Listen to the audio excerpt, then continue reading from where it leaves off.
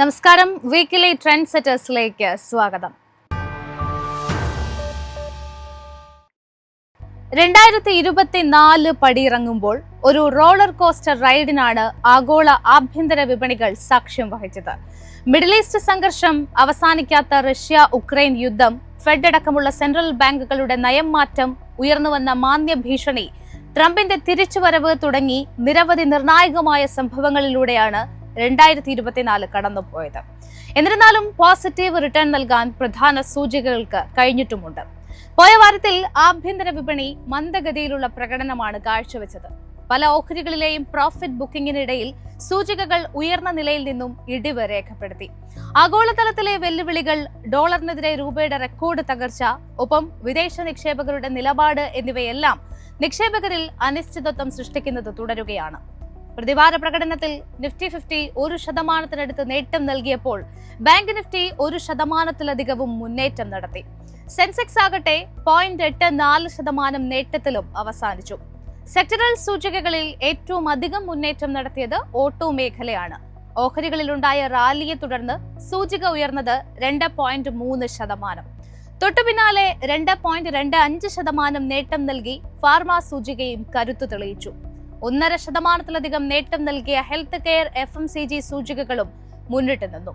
1.81% വീണ media, 1%-ൽ കൂടുതൽ ഇടിഞ്ഞ metal സൂചികകൾക്കും profit ബുക്കിംഗിൽ കാലിടറി. Weekly പെർഫോമൻസിൽ flat നോട്ടിൽ അവസാനിച്ച IT സൂചികയ്ക്ക് കാര്യമായ സംഭാവന നൽകാൻ സാധിച്ചില്ല. ബ്രോഡർ മാർക്കറ്റ് ആകട്ടെ വളരെ ഫ്ലാറ്റായ പെർഫോമൻസ് ആണ് കാഴ്ചവെച്ചത്. ആഗോളതലത്തിൽ US വിപണിയെ സംബന്ധിച്ച് 2024 ആദ്യ പകുതിയിൽ ബുൾസിന്റെ ആധിപത്യം കാണാൻ സാധിച്ചു എങ്കിലും രണ്ടാം പകുതിയിൽ സൂചികകളിൽ ആരോഗ്യകരമായ കറക്ഷനായിരുന്നു നേരിട്ടത്. പോയ വാരത്തിൽ നോക്കുമ്പോൾ ഇനീഷ്യൽ ജോബ്ലെസ് ക്ലെയിംസ് ഡാറ്റകൾ മാത്രമായിരുന്നു അനുകൂലമായി വന്നത്. മാത്രമല്ല 3 ഫുൾ ഡേ ട്രേഡിംഗ് മാത്രമുള്ള ആഴ്ചയുടെ അവസാനത്തിൽ സൂചികകൾക്ക് കാലിടറുന്ന കാഴ്ചയാണ് കണ്ടത്. പ്രതിവാര പ്രകടനം വിലയിരുത്തുമ്പോൾ ഡൗ ജോൺസ് 0.35% മാത്രം നേട്ടമാണ് റിപ്പോർട്ട് ചെയ്തത്. നാസ്ഡക് കോമ്പോസിറ്റ് 0.76% നേട്ടവും S&P 500 0.67% നേട്ടത്തിലുമാണ് അവസാനിച്ചത്. പുതുവർഷാഘോഷത്തിന്റെ ഭാഗമായി ജനുവരി 1 വിപണികൾക്ക് അവധിയാണ്. അതുകൊണ്ട് തന്നെ 4 ട്രേഡിംഗ് ദിവസങ്ങൾ മാത്രമേ അടുത്ത വാരം ഉണ്ടാവുകയുള്ളൂ. ജനുവരി 2 വരുന്ന S&P ഗ്ലോബൽ നിർമ്മാണ മേഖലയുടെ PMI ആണ് അടുത്ത ആഴ്ചയിൽ വിപണികൾ കാത്തിരിക്കുന്ന പ്രധാന ഡേറ്റകളിലൊന്ന്. 49.7 PMI അനുമാനം. ഡിസംബറിലെ PMI കണക്കുകളാണ് വരുന്നത്. തുടർന്ന് പതിവ് പോലെ ഇനീഷ്യൽ ജോബ്ലെസ് ക്ലെയിംസ് ഡാറ്റയും എത്തും. കഴിഞ്ഞ ആഴ്ചയിൽ ജോബ്ലെസ് ക്ലെയിംസിൽ ഉണ്ടായ അപ്രതീക്ഷിത കുറവ് വിപണികളിൽ ആശ്വാസമായിരുന്നു. ഈ കുറവ് തുടരുമോ എന്നതായിരിക്കും US നിക്ഷേപകർ ഉറ്റുനോക്കുക. ജനുവരി 3 ISM നിർമ്മാണ PMI ഡാറ്റകളും റിപ്പോർട്ട് ചെയ്യും. ഈ ഡാറ്റകൾ കൂടി വരുന്നതോടെ നിർമ്മാണ മേഖലയുടെ നിജസ്ഥിതി വിപണികൾക്ക് വിലയിരുത്താൻ സാധിക്കും. പുതുവർഷത്തെ വരവേൽക്കാൻ ഒരുങ്ങുകയാണ് യൂറോപ്യൻ വിപണികൾ. 0% മാത്രം വളർച്ച രേഖപ്പെടുത്തിയ ബ്രിട്ടന്റെ GDP കണക്കുകൾ വിപണികൾക്ക് തലവേദന സൃഷ്ടിക്കുന്നുണ്ടെങ്കിലും ഇയർ ടു ടിൽ ഡേറ്റ് പരിശോധിക്കുമ്പോൾ CAC 40 ഒഴികെയുള്ള സൂചികകൾ പോസിറ്റീവ് റിട്ടേൺ നൽകിയതായി കാണാൻ സാധിക്കും. കഴിഞ്ഞ ആഴ്ചയിലെ പ്രകടനം നോക്കുമ്പോൾ FTSE 100 0.66% നേട്ടം രേഖപ്പെടുത്തിയപ്പോൾ ഡാക്സ് സൂചിക 0.5% നേട്ടവും റിപ്പോർട്ട് ചെയ്തു. CAC 40 1.11% കുതിപ്പാണ് നടത്തിയത്. പുതുവർഷ ആഘോഷങ്ങളെ തുടർന്ന് 3 ഫുൾ ഡേ ട്രേഡിംഗ് ദിവസങ്ങൾ മാത്രമായിരിക്കും യൂറോപ്യൻ വിപണികളിൽ ഉണ്ടാവുക. അടുത്ത വാരത്തിലേക്ക് വരുമ്പോൾ വിവിധ PMI ഡാറ്റകൾ തന്നെയാണ് യൂറോപ്യൻ വിപണികളെയും കാത്തിരിക്കുന്നത്.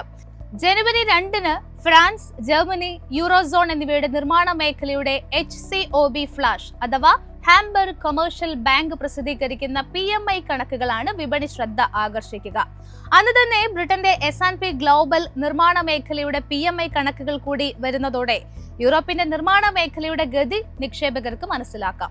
തുടർന്ന് ജനുവരി 3 വരുന്ന ജർമ്മനിയുടെ എംപ്ലോയ്മെന്റ് ചേഞ്ച് ഡാറ്റയും നിക്ഷേപകർ ഉറ്റുനോക്കും.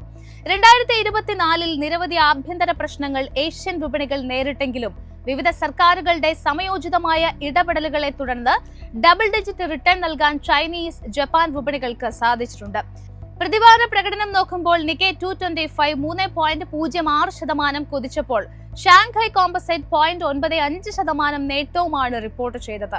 അടുത്ത വാരത്തിലേക്ക് വരുമ്പോൾ ഡിസംബർ 29 വന്ന നിർമ്മാണ മേഖലയുടെ PMI ഡാറ്റയോടായിരിക്കും ഡിസംബർ 30 ജാപ്പനീസ് സൂചിക പ്രതികരിക്കുക. ഇതിനുശേഷം പുതുവർഷ ആഘോഷങ്ങളുടെ ഭാഗമായി ജാപ്പനീസ് സൂചിക ഒരു ലോങ് വീക്കെൻഡിലേക്കാണ് കടക്കുന്നത്. അന്ന് തന്നെ വരുന്ന ചൈനയുടെ national bureau of statistics department പ്രസിദ്ധീകരിക്കുന്ന നിർമ്മാണ ഇതര കോമ്പസിറ്റ് PMI കണക്കുകൾ ചൈനീസ് സൂചികകളുടെ ശ്രദ്ധയും പിടിച്ചുപറ്റും. തുടർന്ന് ജനുവരി 1 വരുന്ന സെയ്ഷൻ നിർമ്മാണ PMIയും ചൈനീസ് നിക്ഷേപകർ ഉറ്റുനോക്കും. പുതുവത്സരത്തെ വരവേൽക്കാൻ ആഗോള വിപണികൾ തയ്യാറെടുക്കുമ്പോൾ 2024 രണ്ടാം പകുതിയിൽ സമ്മർദ്ദത്തിലായ പല സൂചികകൾക്കും തിരിച്ചുവരാൻ സാധിക്കുമോ എന്നതായിരിക്കും 2025 ആഗോള നിക്ഷേപകർ കാത്തിരിക്കുക. കമോഡിറ്റി മാർക്കറ്റിൽ ബ്രന്റ് ക്രൂഡ് ആഴ്ചയിലെ 3 ദിനങ്ങളിലും നേട്ടം രേഖപ്പെടുത്തി വാരാന്ത്യത്തിൽ 1.02% ഉയർന്ന് ബാരലിന് $73.26 വ്യാപാരം അവസാനിപ്പിച്ചത്. സമാനമായി WTI ക്രൂഡ് പ്രതിവാരാടിസ്ഥാനത്തിൽ 0.9% ഉയർന്ന് ബാരലിന് $69.87 എന്ന നിലയിലുമാണ് വ്യാപാരം അവസാനിപ്പിച്ചത്. വിപണി പ്രതീക്ഷിച്ചതിലും കുറഞ്ഞ ക്രൂഡ് ഇൻവെന്ററി ഡാറ്റയാണ് എണ്ണവിലയെ പിന്തുണച്ചത്. ടെക്നിക്കൽ സൈഡിൽ ബ്രന്റ് ക്രൂഡിന്റെ ആദ്യ സപ്പോർട്ട് $70.87 തുടർന്ന് $70.76 അപ്സൈഡിലേക്ക് വരുമ്പോൾ $74.22 തുടർന്ന് $75.46 റെസിസ്റ്റൻസ് ആയി ആക്ട് ചെയ്യും. WTI ക്രൂഡിനെ സംബന്ധിച്ച 100-ഡേ SMA ലെവലായ $70.59 തുടർന്ന് $71.46 ആദ്യ മേജർ റെസിസ്റ്റൻസ്. ഈ ഒരു റെസിസ്റ്റൻസ് ബ്രേക്ക് ചെയ്താൽ പിവറ്റ് പോയിന്റ് ലെവലായ $75.27 റെസിസ്റ്റൻസ് ആയി പരിഗണിക്കാം. സപ്പോർട്ട് ലെവലായ $67.12 കണക്കാക്കാം. തുടർന്ന് $64.75 2023 ഏറ്റവും താഴ്ന്ന നിലയായ $64.38 വരെയും പോയേക്കാം. ആഗോള സ്വർണ്ണവിലയിൽ ഒരു സമ്മിശ്ര പ്രതികരണമാണ് കഴിഞ്ഞയാഴ്ചയിൽ കാണാനായത്. പ്രതിവാരാടിസ്ഥാനത്തിൽ 0.04% ഇടിവോടെ ട്രോയ് ഔൺസിന് $2621.34 എന്ന നിലയിലാണ് വ്യാപാരം അവസാനിപ്പിച്ചിരിക്കുന്നത്. പ്രതീക്ഷകൾക്കനുസൃതമായി ഫെഡിന്റെ ഭാഗത്തു നിന്നും നിരക്ക് കുറയ്ക്കൽ ഉണ്ടാകില്ല എന്ന വാർത്തകളും തുടരുന്ന റഷ്യ-ഉക്രൈൻ സംഘർഷവും സ്വർണത്തിന് കരുത്ത് പകരുകയാണ്. ഇത് വരും ആഴ്ചകളിൽ സ്വർണ്ണവിലയിൽ മുന്നേറ്റം ഉണ്ടാക്കുന്നതിന് കാരണമായേക്കുമെന്നാണ് വിദഗ്ധർ പ്രതീക്ഷിക്കുന്നത്. ടെക്നിക്കൽ സൈഡിൽ വരുന്ന സെഷനുകളിൽ 2630 എന്ന ലെവൽ റെസിസ്റ്റൻസ് ആയി പരിഗണിക്കാം. തുടർന്ന് സൈക്കോളജിക്കൽ ലെവലായ $2700 ഡിസംബർ മാസത്തെ ഏറ്റവും ഉയർന്ന നിലയായ $2726.34 റെസിസ്റ്റൻസ് പ്രതീക്ഷിക്കാം. 14-ഡേ EMA ലെവലായ $2631.4 9-ഡേ EMA ലെവലായ $2627.44 എന്ന മേജർ സപ്പോർട്ടും ബ്രേക്ക് ചെയ്തതോടെ ഇനി സ്വർണത്തിൽ ശ്രദ്ധിക്കേണ്ട ലെവൽ $2533.39 കരുത്താർജിക്കുന്ന ഡോളറും വിദേശ നിക്ഷേപകരുടെ പണം പിൻവലിക്കലും രൂപയ്ക്ക് വെല്ലുവിളി ഉയർത്തുന്നത് തുടരുകയാണ്. തുടർച്ചയായ 8ാം ആഴ്ചയും മൂല്യമിടിവ് നേരിട്ട രൂപ എക്കാലത്തെയും താഴ്ന്ന ലെവലായ 85.81 രൂപയിലെത്തി. വാരാന്ത്യത്തിൽ 0.52% ഇടിവോടെ 85.36 എന്ന ലെവലിലാണ് രൂപ വ്യാപാരം അവസാനിപ്പിച്ചത്. 85.5 വരും ആഴ്ചയിൽ രൂപയുടെ ഇമ്മീഡിയറ്റ് സപ്പോർട്ടുള്ളത്. തുടർന്ന് സൈക്കോളജിക്കൽ ലെവലായ 86 രൂപ ലെവലും സപ്പോർട്ടായി കണക്കാക്കാം. മറുവശത്ത് 85.05 85 രൂപ റേഞ്ചിലാണ് ആദ്യ റെസിസ്റ്റൻസ്. അത് മറികടന്നാൽ 100-ഡേ EMA ആയ 84.27 രൂപയിലും റെസിസ്റ്റൻസ് പ്രതീക്ഷിക്കാം. പോയ വാരത്തിൽ FIIയുടെ ഭാഗത്തു നിന്നും നെറ്റ് സെല്ലിംഗ് ആണ് ഉണ്ടായത്. വിദേശ നിക്ഷേപകർ 6322.88 കോടിയുടെ അറ്റ വിൽപ്പന നടത്തിയപ്പോൾ DIIകൾ 10927.73 കോടിയുടെ നിക്ഷേപവും നടത്തി. ഇന്ത്യൻ മാക്രോ തലത്തിൽ നിർണായകമായത് കറന്റ് അക്കൗണ്ട് ഡെഫിസിറ്റ് കണക്കുകളായിരുന്നു. 2024 ജൂലൈ സെപ്റ്റംബർ പാദത്തിൽ രാജ്യത്തിന്റെ CAD $11.2 ബില്യൺ അതായത് GDPയുടെ 1.2%. മുൻ സാമ്പത്തിക വർഷത്തെ ഇതേ കാലയളവിൽ $11.3 ബില്യൺ ആയിരുന്നു ഇത്. ഡിസംബർ 26 പുറത്തു വന്ന M3 മണി സപ്ലൈ ഡാറ്റയായിരുന്നു മറ്റൊരു നിർണായക ഡാറ്റ. ഡിസംബർ 11 റിപ്പോർട്ട് ചെയ്ത 10.4% നിന്നും മണി സപ്ലൈ 10.7% ഉയർന്നു. കസ്റ്റമേഴ്സിനും മറ്റു ബിസിനസ്സുകൾക്കും ബാങ്ക് നൽകുന്ന വായ്പകളിലെ വളർച്ചയെ അളക്കുന്ന ബാങ്ക് ലോൺ ഗ്രോത്ത് ആയിരുന്നു പോയ വാരത്തിലെത്തിയ മറ്റൊരു പ്രധാന ഡാറ്റ. ഡിസംബർ 13 രേഖപ്പെടുത്തിയ 10.6% നിന്നും ഡിസംബർ 27 ബാങ്ക് ലോൺ ഗ്രോത്ത് 11.5% ഉയർന്നു.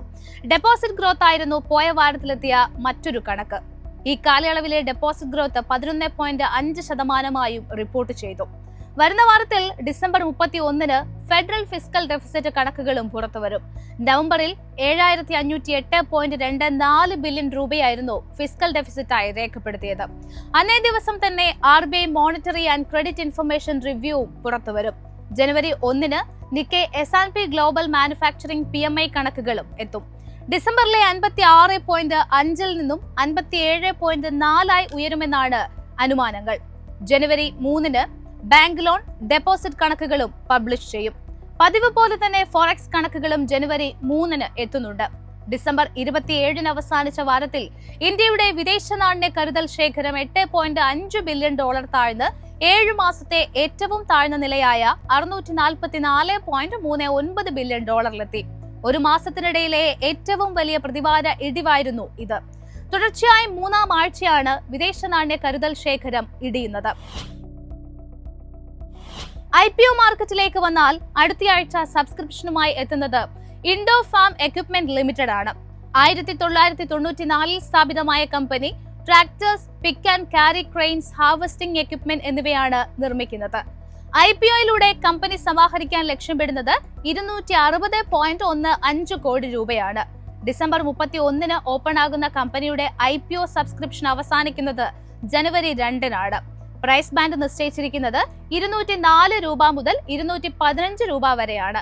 ജനുവരി 7 കമ്പനി ലിസ്റ്റ് ചെയ്യപ്പെടുക.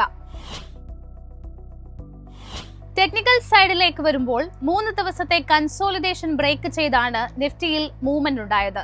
ഡെയിലി ബേസിസിൽ 0.27% നേട്ടത്തോടെ സൂചിക ക്ലോസ് ചെയ്തെങ്കിലും 200 EMA ആയ 23,861 മുകളിൽ സസ്റ്റെയിൻ ചെയ്യാൻ സാധിക്കാത്തത് കൊണ്ട് ഹയർ ലെവൽസിൽ നിന്നും ഒരു ഹെവി റിജക്ഷൻ ആയിരുന്നു സൂചികയിൽ ഉണ്ടായിരുന്നത്.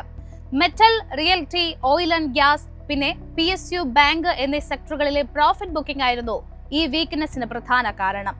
ചാർട്ടിൽ നോക്കുമ്പോൾ ഒരു ചെറിയ റിയൽ ബോഡിയും ലോങ് അപ്പർ ഷാഡോയുള്ള കാൻഡിൽ ഫോർമേഷനും നല്ലതല്ല എന്നാണ് HDFC സെക്യൂരിറ്റീസ് അനലിസ്റ്റായ നാഗരാജ് ഷെട്ടിയുടെ അഭിപ്രായം. ഇത് സൂചികയിൽ സ്ട്രെങ്ത് ഇല്ലെന്നാണ് സൂചിപ്പിക്കുന്നതെന്നും അദ്ദേഹം പറയുന്നു. December 19 gap down area fill ചെയ്യാൻ സാധിക്കാത്തതുകൊണ്ട് നിഫ്റ്റിയിൽ നിലവിലൊരു ബെയറിഷ് റൺഅവേ ഗ്യാപ്പായി കൺസിഡർ ചെയ്യാമെന്നും അദ്ദേഹം കൂട്ടിച്ചേർത്തു. ഇത് ഡൗൺ ട്രെൻഡ് തുടർന്നേക്കാനുള്ള സിഗ്നൽ ആണ് ഈ പാറ്റേൺ നൽകുന്നത്. എങ്കിലും ഷോർട്ട് ടേമിൽ ഒരു പോസിറ്റീവ് റേഞ്ച് ബൗണ്ട് മൂവ്മെന്റ് ഉണ്ടായേക്കാമെന്നും അദ്ദേഹം സൂചിപ്പിച്ചു. ഈ സാഹചര്യത്തിൽ ഹയർ സൈഡിൽ 24,000, 24,200 റെസിസ്റ്റൻസും ഇമ്മീഡിയറ്റ് സപ്പോർട്ട് 23,650 പരിഗണിക്കാമെന്നും അദ്ദേഹം പറഞ്ഞു വെക്കുന്നു. ഈ ആഴ്ചയിലെ പെർഫോമൻസ് വളരെ സബ്ഡ്യൂഡ് അല്ലെങ്കിൽ മ്യൂട്ടഡ് ആയിരുന്നു എന്നാണ് SBI സെക്യൂരിറ്റീസിലെ അനലിസ്റ്റുമാർ പറയുന്നത്. സൂചിക നിലവിൽ അതിന്റെ എല്ലാ മൂവിംഗ് ആവറേജുകളായ 20, 50, 100 എന്നിവയുടെ താഴെയാണ് ട്രേഡ് ചെയ്യുന്നത് എന്നാണ്. കൂടാതെ ഇവയെല്ലാം ഒരു ഡൗൺവേർഡ് ട്രാജക്ടറിയിലാണ് ഉള്ളത്. RSIയും ബെയറിഷ് ടെറിട്ടറിയിലാണ് ഉള്ളതെന്നും അവർ സൂചിപ്പിക്കുന്നു. അതുകൊണ്ട് ഇമ്മീഡിയറ്റ് റെസിസ്റ്റൻസ് 23,950, 24,000 എന്ന റേഞ്ചും ഇത് ബ്രേക്ക് ചെയ്യാൻ സാധിച്ചാൽ 50, 100 EMA ലെവലുകൾ അടുത്ത റെസിസ്റ്റൻസ് ആയി പ്രവർത്തിക്കുമെന്നും അനലിസ്റ്റുമാർ കൂട്ടിച്ചേർത്തു. അതേസമയം ഡൗൺ സൈഡിൽ 23,550, 23,500 എന്ന റേഞ്ച് സപ്പോർട്ടായി കൺസിഡർ ചെയ്യാമെന്നും അവർ പറയുന്നു. നിഫ്റ്റിക്ക് സമാനമായ പെർഫോമൻസ് ആണ് ബാങ്ക് നിഫ്റ്റിയിൽ ഉണ്ടായത്. ഡെയിലി ബേസിസിൽ 0.27% നേട്ടത്തോടെ ക്ലോസ് ചെയ്ത ബാങ്ക് നിഫ്റ്റിയിലും മുൻപ് പറഞ്ഞ അതേ കാൻഡിൽ ഫോർമേഷൻ ആണുള്ളത്. വീക്കിലി ബേസിസിൽ 1.09% നേട്ടമാണ് സൂചിക രേഖപ്പെടുത്തിയത്. ഇവിടെ 50, 100 EMA ലെവലായ 51,717, 51,889 റെസിസ്റ്റൻസും 51,950, 51,900 ഇമ്മീഡിയറ്റ് സപ്പോർട്ടായി പരിഗണിക്കാമെന്നാണ് വിദഗ്ധർ പറയുന്നത്. നിഫ്റ്റിയിൽ മേജർ ലെവൽസിൽ നിന്നുള്ള റിജക്ഷൻ ഒരു സെൽ ഓഫിലേക്ക് നയിച്ചപ്പോൾ തുടർന്നും ഈ വിൽപ്പനാ സമ്മർദ്ദം ഉണ്ടാകുമോ എന്നാണ് വരുന്ന വാരത്തിൽ നിക്ഷേപകർ ഉറ്റുനോക്കുക. ആഗോളതലത്തിൽ നിലനിൽക്കുന്ന അനിശ്ചിതാവസ്ഥകളിൽ നിക്ഷേപകർ ജാഗ്രതാ സമീപനം നിലനിർത്താൻ സാധ്യതയുണ്ടെന്നാണ് വിദഗ്ധർ പറയുന്നത്. ഏതായാലും പുതുവർഷത്തിൽ പ്രതീക്ഷ നൽകുന്ന വിപണിയാകട്ടെ നിക്ഷേപകരെ തേടിയെത്തുന്നത്. ഒപ്പം മൈഫിൻ ടിവിയുടെ എല്ലാ പ്രേക്ഷകർക്കും ന്യൂ ഇയർ ആശംസകൾ നേരുകയാണ്. മാർക്കറ്റിന്റെ കൂടുതൽ അപ്ഡേറ്റ്സും പ്രീ മാർക്കറ്റ് അനാലിസിസുമായി ഇനി തിങ്കളാഴ്ച രാവിലെ 8:30 മാർക്കറ്റ് പ്ലസിൽ കാണാം. നന്ദി, നമസ്കാരം.